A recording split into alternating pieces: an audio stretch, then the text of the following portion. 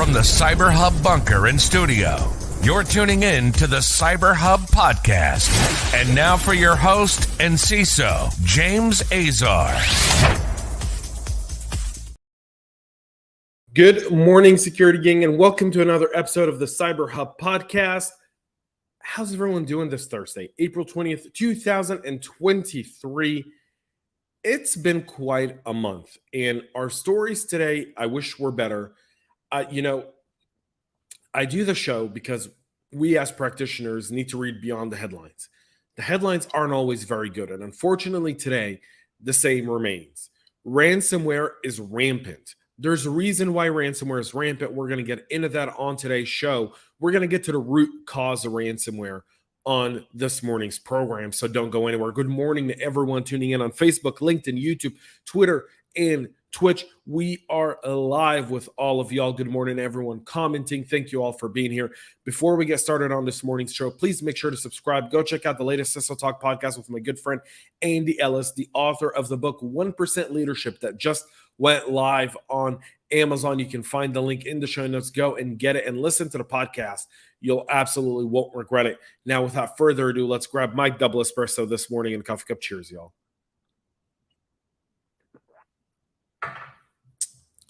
We'll start with this story here of March breaking all ransomware attack records with a reported 459 incidents. That's a 91% increase from the previous month and a 62% increase compared to March of last year.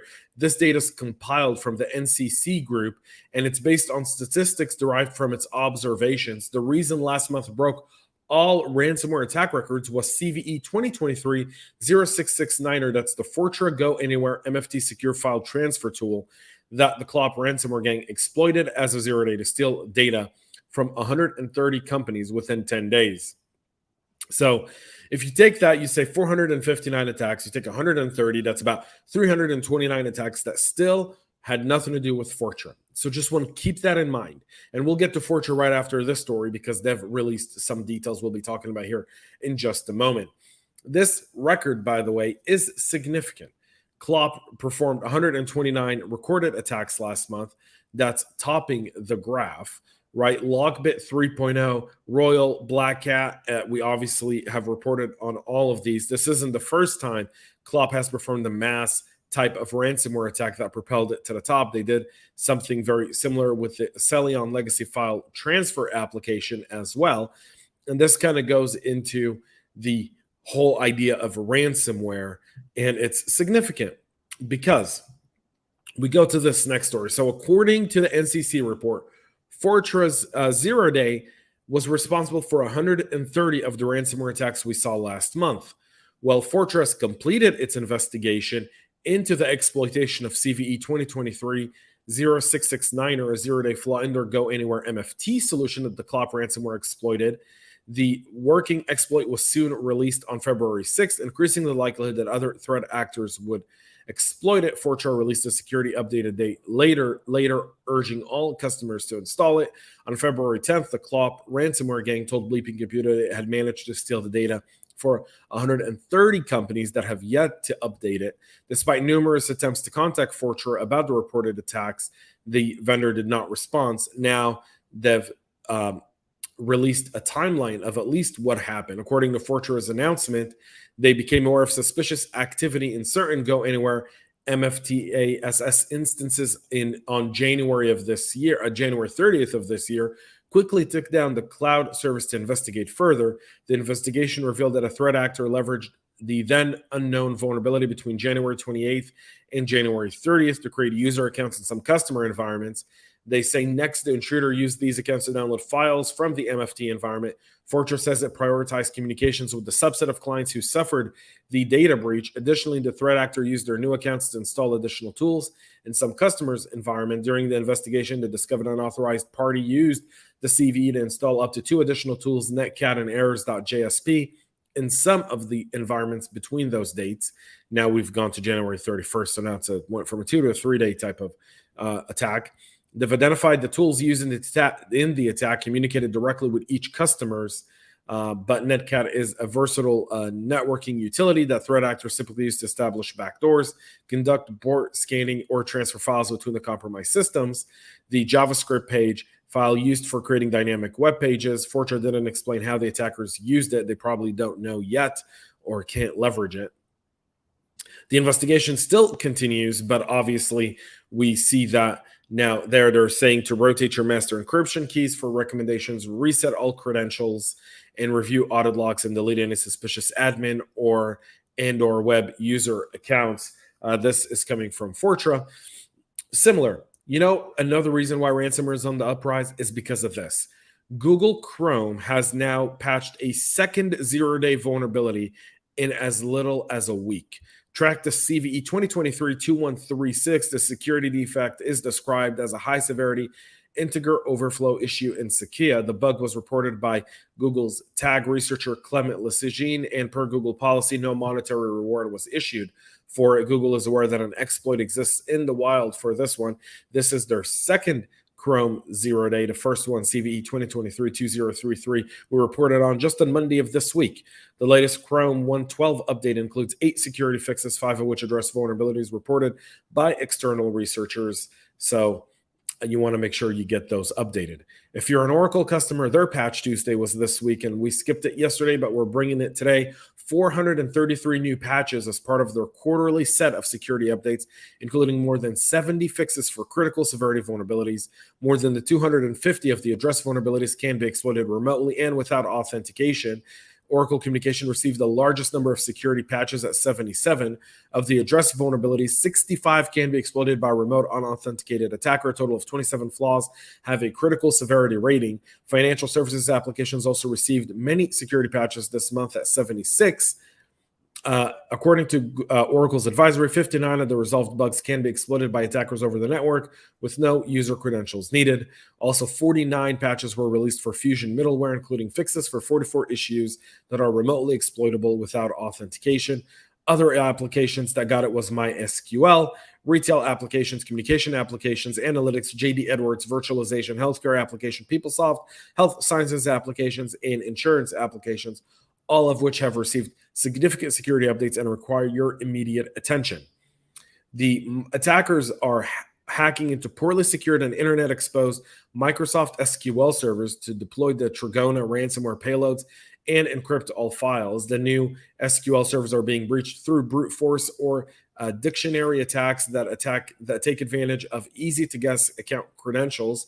After connecting to a servers, the threat actors deploy malware dubbed CLR shell by security researchers from South Korean cybersecurity firm OnLab, who spotted the attacks.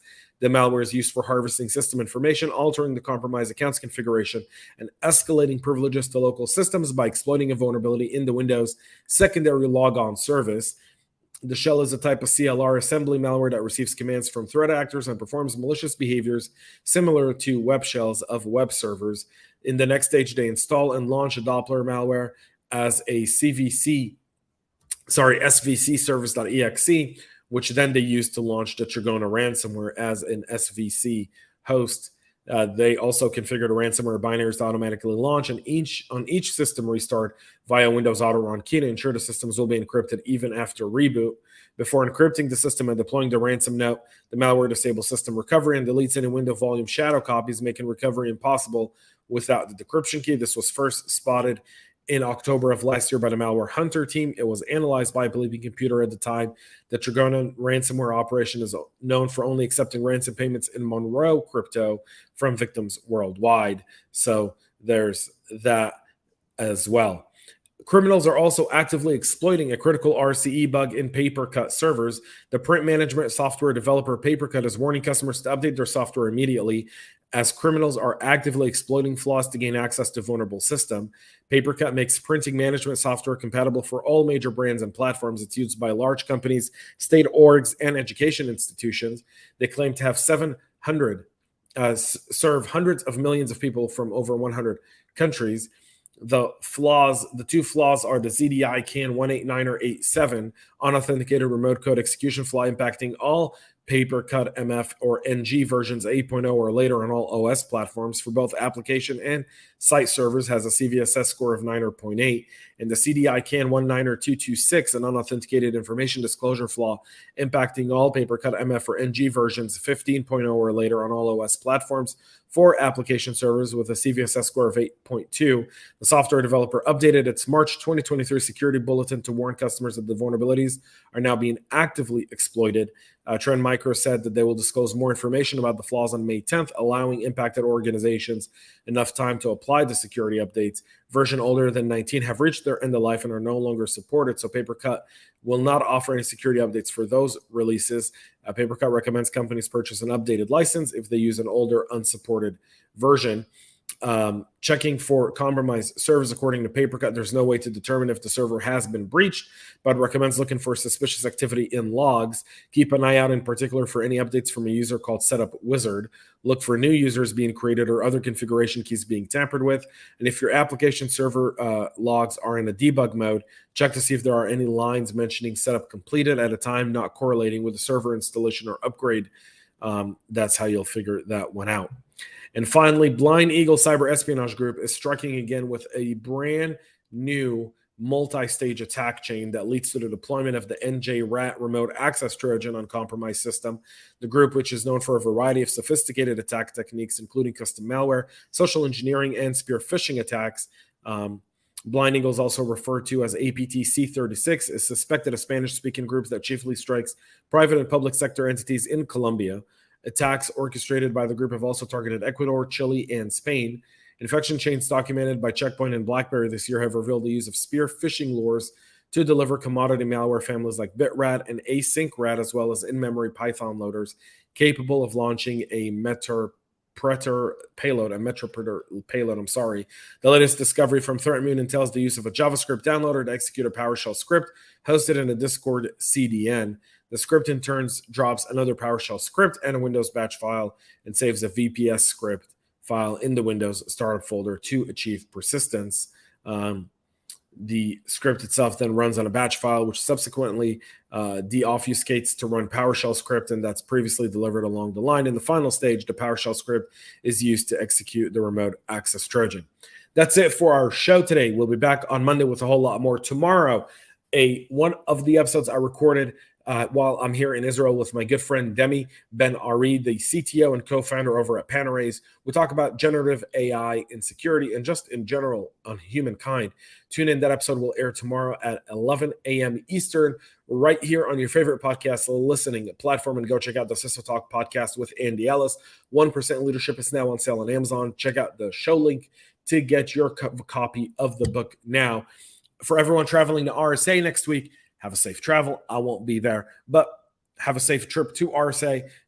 Can't wait to report next week about everything going on. We'll be back Monday, 9 a.m. Eastern, right here, live with all the latest and greatest. Until then, have a great rest of your day, and most importantly, stay cyber safe. We love feedback, so make sure to connect with us on social media and subscribe to our podcast on your favorite podcast listening platform.